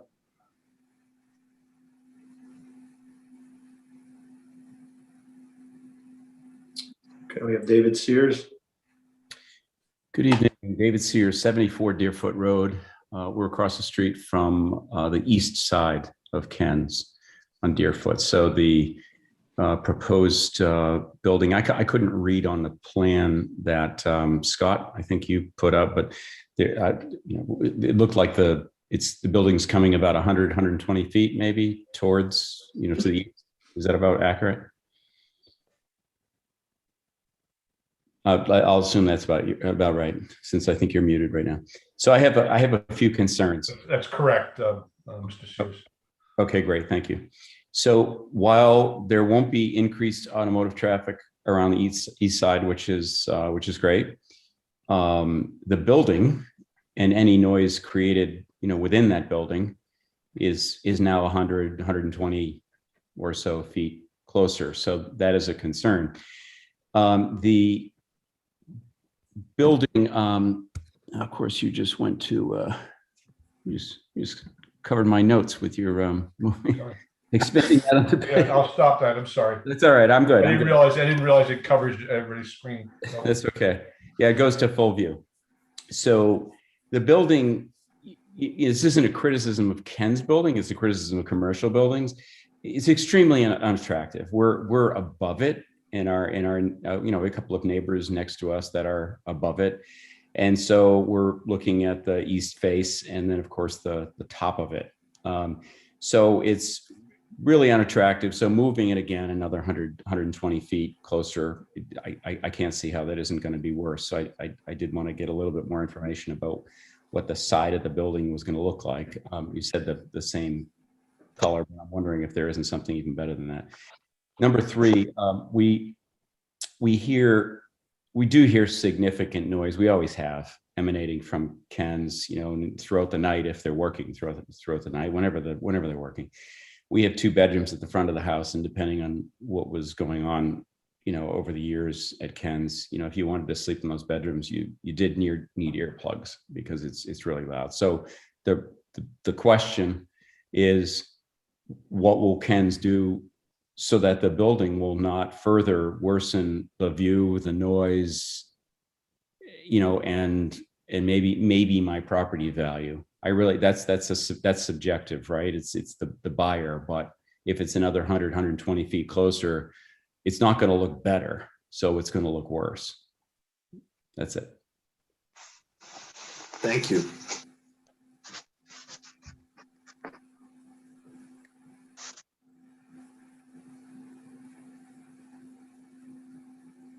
Did anybody from Ken's want to respond to any of the questions or issues raised? I mean, I think we spoke to most of them previously. Again, we went through what a bigger addition on that side would look like to all those abutters several years back. We obviously met the test because we did some massing on it and it was going to look all right. There's not much we can do about the roof from the height that those houses are at. They had a view of the top of that facility even before Ken's was there when those houses were originally built. So nothing's really changed there. As far as, Can I just ask you, Mr. Pizzoni, when you got the variance for the height, there was active screening put in place above Deerfoot, was it not? Was that in the neighborhood on the other side of Deerfoot? That's what I read. Yeah, they were supposed to, I was going to follow up with that very specific point because what was that, the 2016 decision? That was for the variance because of the height. We were going to 65 feet. Yeah, and I remember there being a screening condition. Yeah, that was in there. Was that followed through with? We didn't build it. Oh, that's right. I'm sorry. I knew that. I just forgot. Yep. Yeah. And that's why it was put in, was because the extra height and everything was, bring it that much closer to them. Obviously I disagree with some of what Debbie said. I don't want to get into it tonight. I thought we've had a good rapport with her in the past, trying to address things. I was kind of taken back that, her letter came after I had spoken to her in March because, I thought we were working cooperatively together and Ken's would continue to do that. I don't think we're adverse at looking at some sort of maybe screening or something like that. But we want whatever we're going to do to be effective. And relative to the point about the pandemic, the pandemic's hit, but our baseline is a lot lower because of the pandemic too, because there's no sound out there. So you got to take real life situations on what the baseline would be that we'd have to eclipse under the DEP standards. And I know it's not whether we exceed the DEP standards by 2 or 3 or below them 2 or 3.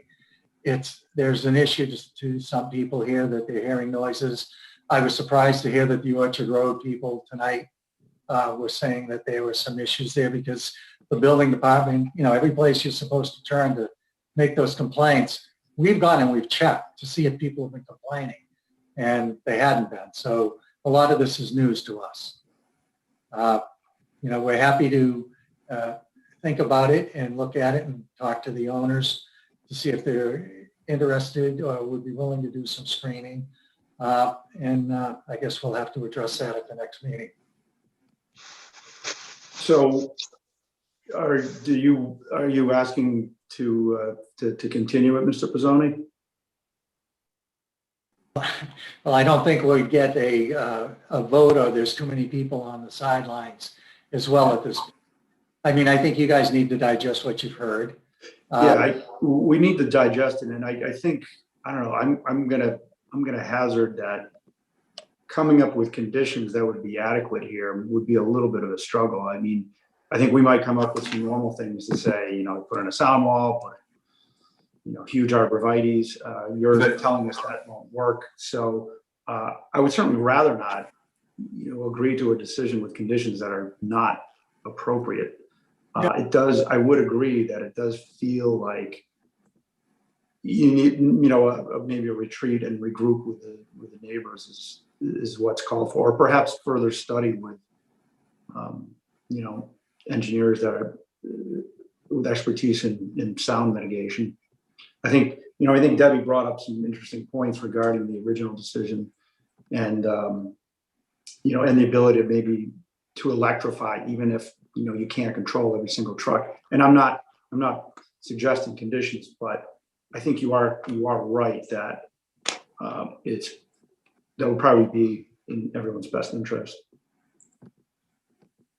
Yeah, and we would like to regroup as well.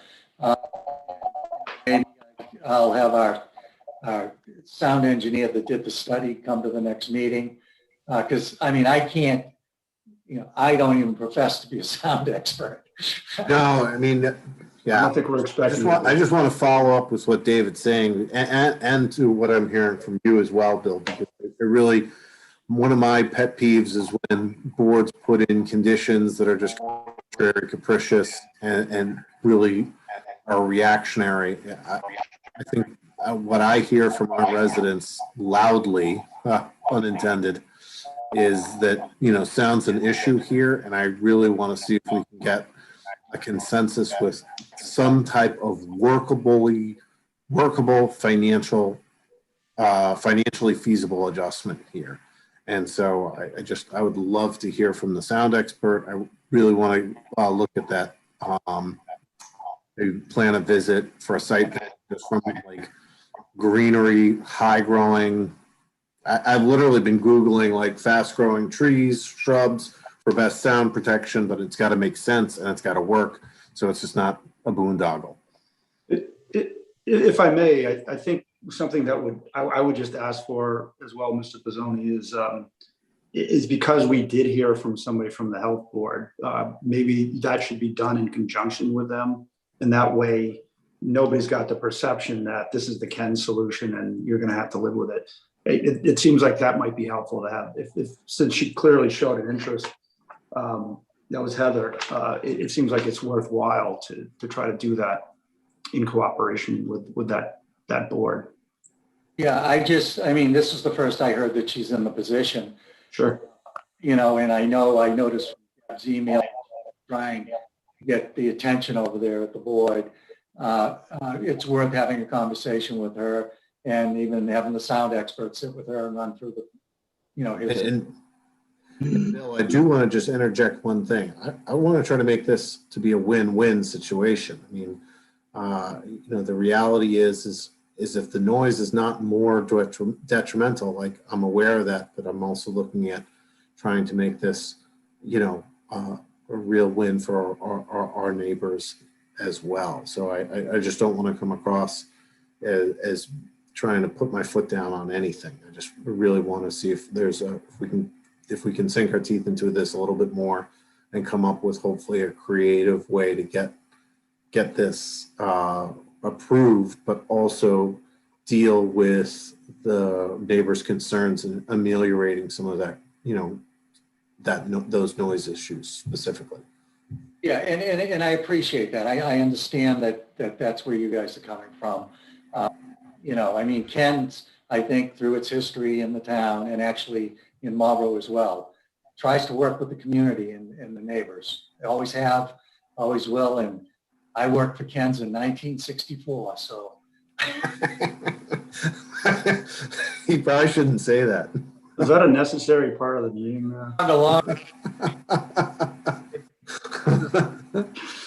So this is Craig Nicholson. There was that comment about the trees along Deerfoot with the past expansion. And you said, obviously you didn't build it, so you didn't put them in, but that it was there strictly because of the height. I'd probably say that wasn't the only reason, but because you were asking for height, it got maybe addressed that way. So maybe think that those might still come back on the table. And again, I think if it's, I was just Googling, like you use an evergreen type of tree, again, I think it could be a both. Is it, from both a visual and more importantly, a sound. We really want to absorb some of that sound as much as possible. So what do you think is required for time here as far as continuing the hearing? When do you guys normally? It's usually the third Wednesday, correct, Katie? Yes, our next meeting is May 19th. All right, why don't we shoot for that? I mean, if we haven't got a resolution or gotten very far, I mean, COVID still does impact some of the things we can do on a timing perspective. We can agree to continue it again at that point. Katie, how far out do we have for time? I don't want you guys to run into a problem. Because it's continued, we don't need to do any postings. So you can let us know maybe a week before when we post the agenda. That would be great. I would need you or someone to come in to sign the continuance papers at some point tomorrow. Can I do it electronically? Probably. I can ask the clerk. Because, well, actually, I'm going to be in Southborough tomorrow, so I could swing by. All right, I'll be in contact with you. All right. Thank you. So, Bill, is 1 month sufficient? I mean, it sounds like there's several meetings and some discussions at Ken's. Is a month going to be sufficient? I'd like to push it on my side if I can. Obviously, if it can't be done, I'll get back to you sooner than later. So we know. I don't want you to have it on the agenda item that night if that's what's going to happen, and have you guys. Well, actually, you'd have to continue it, I think, right? Yeah, but it'll be quick. That would be quick. That wouldn't be a big deal. It's just Exactly. to continue. So. Yep. Okay. All right. So the decision is or the request is to continue. Sorry. Yeah, I just want, if Bill can make a specific request, just so we have that for the record. Sure. I request that we continue the hearing until May 19th, 2021 at 7 o'clock. Yep. Mark? Do we need to make a motion on that? Do we typically do that, Craig, since it's their request? It's their. We need to? I think we have to accept it. I think we have to accept it. Okay. Motion to accept the petitioner's request to continue the hearing to 19th. Okay. We have a motion. Second. You guys could just continue to. All right. Just cover our bases on that one, but just to be sure. But yeah. Okay. We need to vote on that then? Yes. All right. We have a motion and a second. All in favor, respond with aye. Michael? Aye. Paul? Aye. Doris? Aye. Craig? Aye. And Williams, aye as well. Okay, so that's continued.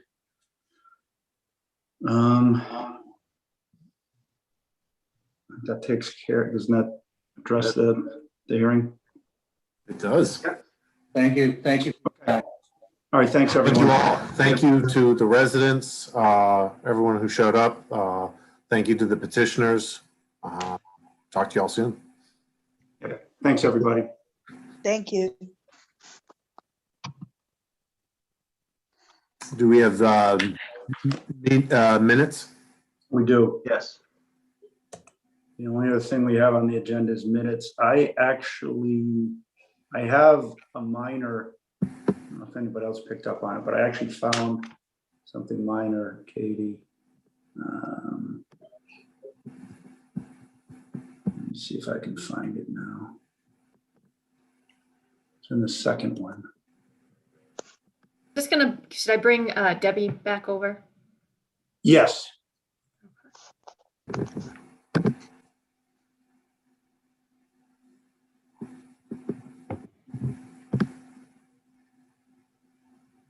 Guys.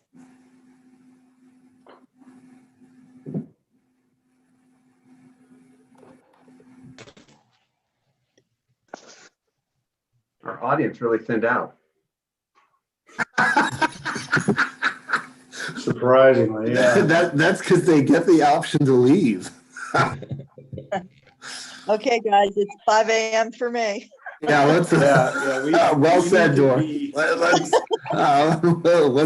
Let's rip through these. And thanks for showing up. Damn, 5 a.m. You're better than me. Yeah, it's my clock flipped over to the new time zone, so it's a bit of a stretch.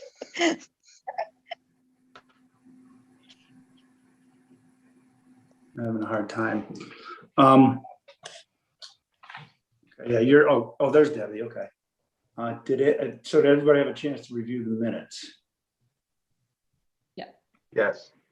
Any, like I said, I found some minor typos, I think which I should have sent you earlier, Katie. I'm not finding it now. Apologies to Doris. Excuse me?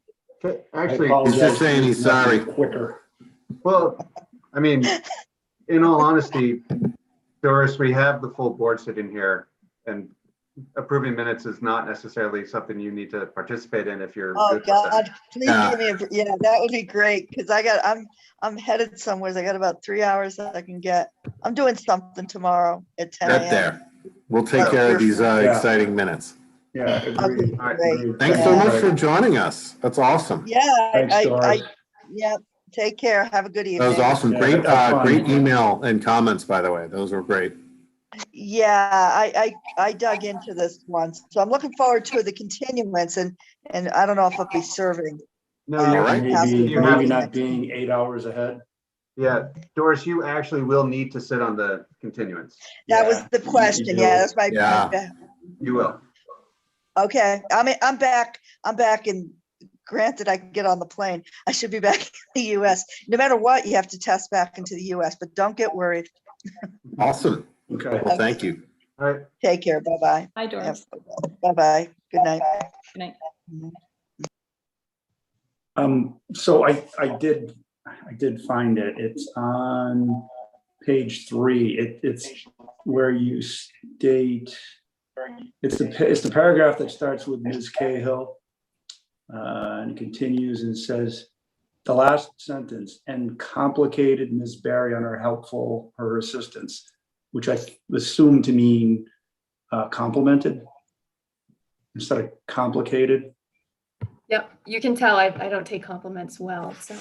You had to turn it into a complication. But that is Okay, deep. I duly don't know what to noted. do with that, Katie. All right. Other than that, I was okay with them. How about everybody else? I've got my same silly comment from last month, where it Was that about up on the sitting? heading there, where it's actually in the minutes, where it says some say remotely and some say remote, and then it says the same thing in these minutes again too. So I don't know what to do there, because the present I put as the people who can't vote, like the alternates. So I don't know. I think that's from a template from before. I don't know if it matters. It does matter to me. It was kind of a joke comment last month, but I just thought it was the same. Okay. I just wanted to prove that I read the minutes. There you go. Very well done, Paul. Yeah, well, yeah, there we go. I move to accept the minutes with the correction that the chair mentioned. Second. That. Okay, we have a motion and a second. All in favor of accepting the minutes as written with minor edit, affirm by saying aye. Craig? Aye. Mike? Aye. Debbie? Aye. Paul? Aye. And Williams, aye. All right, so. Paul, you are up. My other role here, huh? Always. We have this, there is no other business before the board this evening. Well, there is the next Is there- meeting if you care Yeah. to. What do we have coming besides Ken's. food Yeah. people coming back? So we have Ken, we have someone who is looking to add an accessory apartment to their home, but the building is already there. They're not going to be doing much outside structuring of that. And then there's someone on Turnpike Road, I think it's 200 or so, looking to use that as a, oh goodness, a construction yard or contractor's yard. So it's an approved use. It just needs a special permit approval. Let's do those before Ken's. Well, we already said we'd do Ken's at 7, so. So much for that. Yeah. Yeah, and I don't know. I mean, Craig, you think they're really going to be ready in a month? I mean, I think that might be pushing it. That could very well. That's how I felt. Anyways. I think a month's going to be tight, but Yeah. the petitioner's allowed to make their, so. Yeah, I think it was his ploy to be able to pressure the people at Ken's to act quicker than maybe they would have otherwise. So. Yeah. I would expect it to be not quite as time consuming. The abutters have had their chance to speak here. It's really now incumbent on Ken's to go and have those conversations and do the work. If they really do what they say they're going to do, they'll get agreement with the abutters before they come back. I would hope. Yeah. Anyway, we're not supposed to. Okay. But I still think, details. Yep, exactly. I still think we could schedule Ken's. I mean, I know that was just said for 7. Right, but can't we just request that we push it to 8? That's exactly what I was thinking. I think that'd be fine.